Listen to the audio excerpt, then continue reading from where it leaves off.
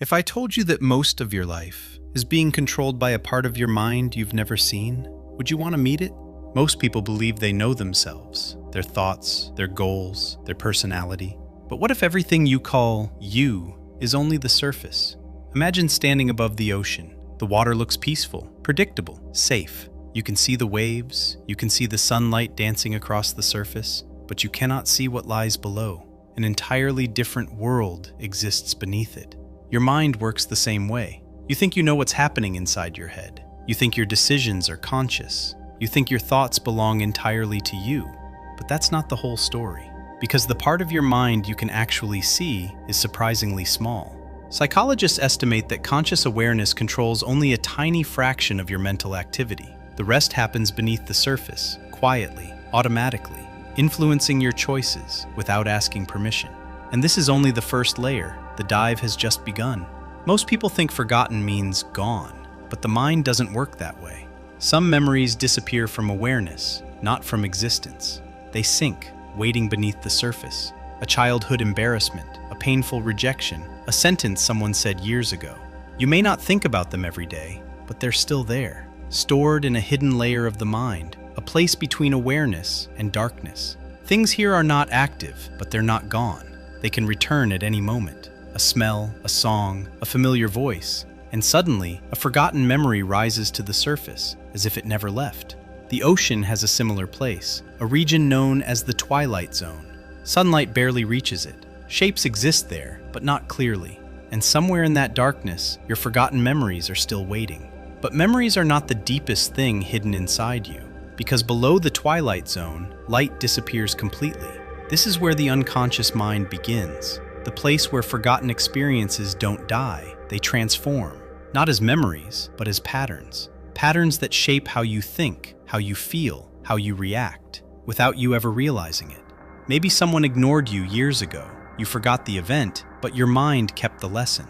Maybe someone betrayed your trust. The memory faded, but the fear remained. The unconscious doesn't store stories, it stores emotions. And those emotions quietly shape everything. Who you trust, who you avoid, what you fear, what you desire. In the ocean's midnight zone lives the dragonfish. Jet black body, completely invisible in the darkness. But it produces a beam of red light that only it can see. Its prey has no idea the beam exists. It hunts using something invisible. Your unconscious works the same way. It operates on a frequency you cannot consciously detect, shaping your decisions before you're even aware a decision is being made. And something even stranger waits below. And then we reach the layer Carl Jung feared most people would never see, the shadow.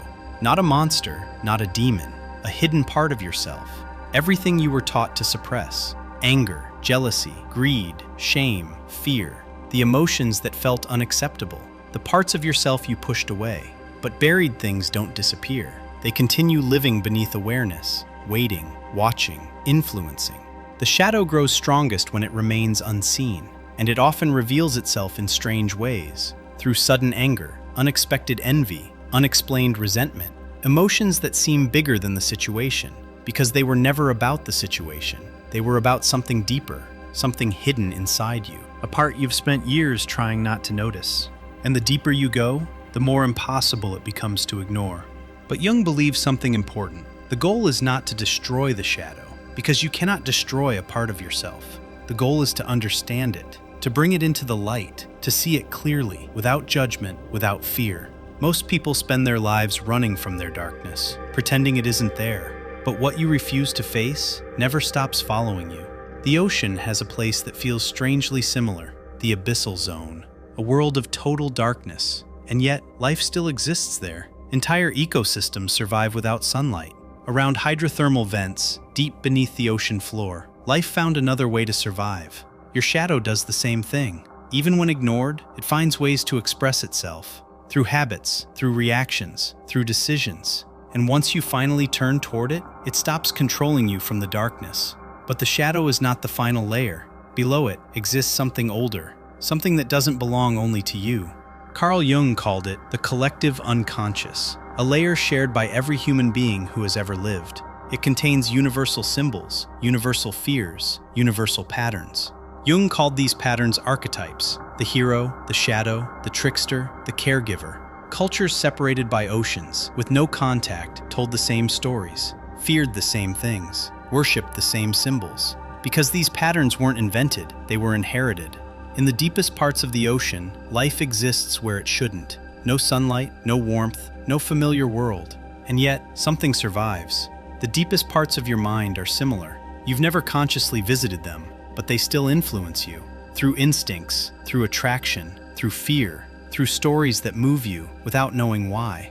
And what lies below this layer is the final descent. The deepest point in the ocean is called the Mariana Trench, nearly 11 kilometers below the surface, a place so deep that most of humanity will never see it.